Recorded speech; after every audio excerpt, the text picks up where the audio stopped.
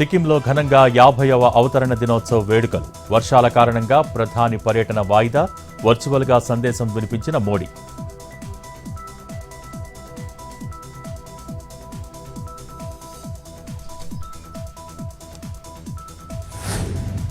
Parliament నియోజకవర్గాల వారీగా నేతలతో మీనాక్షి నటరాజన్ సమావేశాలు. ఇవాళ రెండో రోజు చేవెళ్ల, మహబూబ్ నగర్, హైదరాబాద్ లీడర్స్తో భేటీ.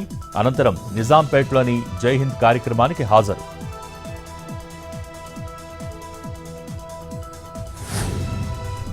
వేములవాడ రాజన్న ఆలయం మూసివేస్తారంటూ ఫేక్ ప్రచారం. తప్పుడు వార్తలను నమ్మవద్దంటూ ఆలయ ఈవో లేఖ విడుదల. ఇప్పట్లో ఆలయం మూసివేత ఉండదని క్లారిటీ.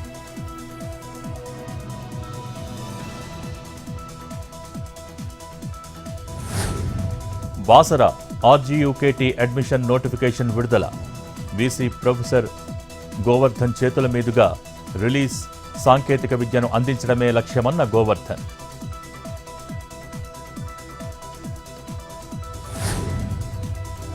మాజీ డిప్యూటీ మేయర్ బాబా ఫజీయుద్దీన్పై కేసు నమోదు. బోరబండ సర్దార్ మృతిపై కేసులో చర్యలు.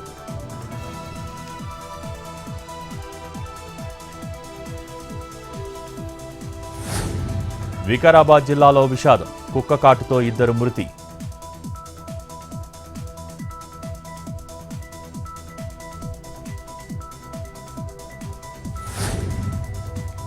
తూర్పుగోదావరి జిల్లా గోదావరి తీరంలో అధికారులు అలర్ట్.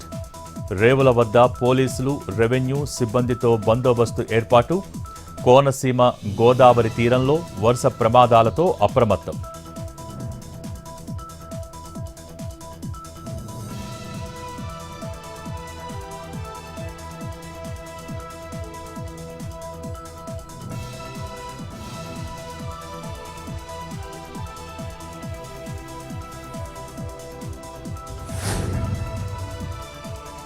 సింహాచలంలో గోడ కూలిన ఘటనలో బాధ్యులకు మరో షాక్.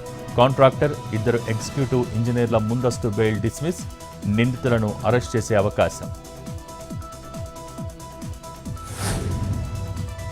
ములుగు జిల్లాలో సమ్మక్క సాగర్ బ్యారేజ్కు జలకళ. ఎగువ నుంచి వస్తున్న వరద నీటితో ఒక గేటు ఎత్తివేత. వేసవిలో నీళ్లు లేక వెలవెలబోయిన ప్రాజెక్టు.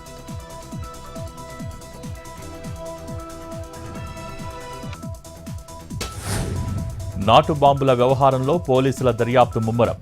ఎర్రంశెట్టి రాజు, కందురెళ్లి రాజు అరెస్ట్. విజయనగరంలో నాటు బాంబులు కొనుగోలు చేసినట్టు విచారణలో వెల్లడి.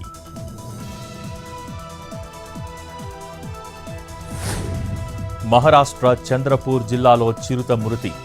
అగాడి గ్రామంలోని ఓ ఇంట్లో బావిలో పడ్డ 5 ఏళ్ల చీత.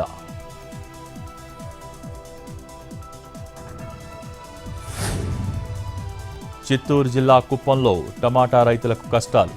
గిట్టుబాటు ధర లేక నష్టంలో అన్నదాతలు. గిట్టుబాటు ధర కల్పించి ప్రభుత్వం ఆదుకోవాలని డిమాండ్.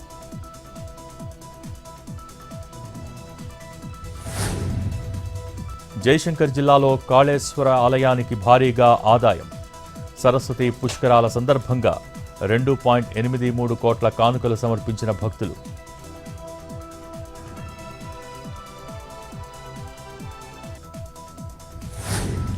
తిరుపతి జిల్లా బోయపల్లిలో గజరాజుల బీభత్సం. అడవిలోకి మళ్లిస్తుండగా ఎలిఫెంట్ టాస్క్ ఫోర్స్పై దాడి. 2కి గాయాలు. ప్రజలు అప్రమత్తంగా ఉండాలని సూచన.